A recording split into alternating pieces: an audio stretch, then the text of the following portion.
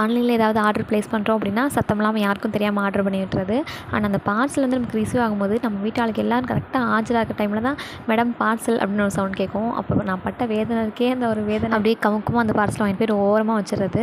அதுக்கப்புறம் ஒரு வாரம் 10 நாள் ஆனாலும் அதை பிரிக்க மனசு வர மாட்டேங்குது. அப்படி தான் அந்த பார்சல் வந்து 1 வீக் ஆக போகுது. இன்றைக்கி தான் அன்பேக்கே பண்ண போகிறேன். வேறு ஒன்றும் இல்லை, மீஷோவில் இந்த பெட் கவர் தான் வந்து ஆர்டர் பண்ணியிருந்தேன். ரேட் பார்த்திங்கன்னா 278 ருபீஸ்க்கு ஓகேன்னு தான் சொல்லுவேன்.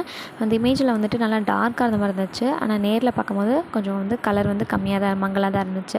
அது ஒன்று தவிர மற்றபடி எல்லாமே ஓகே. நம்ம சாதா பெட்ஷீட்டை போட்டு நல்லா துணியெல்லாம் இன்செர்ட் பண்ணி விட்டாலும் பசங்க 2 நாளில் அதை கழிச்சு விட்ருவாங்க. ஆனால் இந்த பெட்ஷீட்டில் அந்த பிரச்சனை இருக்காது. ஏன்னா 4 சைடுமே வந்து நமக்கு எலாஸ்டிக் கொடுத்துருக்காங்க.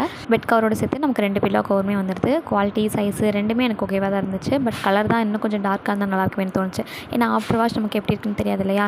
இதே கலர் மைட் ஆனால் இதோட டல்லாயிடுச்சு அப்படின்னா பார்க்கவே நல்லா இருக்காது, பழைய துணி மாதிரி இருக்கும். சரி ஓகே, அதை அப்புறம் பார்ப்போம். இப்போதைக்கு குமுதா ஹாப்பி. ஓகே டியர்ஸ், நம்ம வீடியோஸ்லாம் உங்களுக்கு பிடிச்சிச்சுன்னா ப்ளீஸ் நம்ம சேனலை சப்ஸ்கிரைப் பண்ணி சப்போர்ட் பண்ணுங்கள், லைக்கும் பண்ணிடுங்க.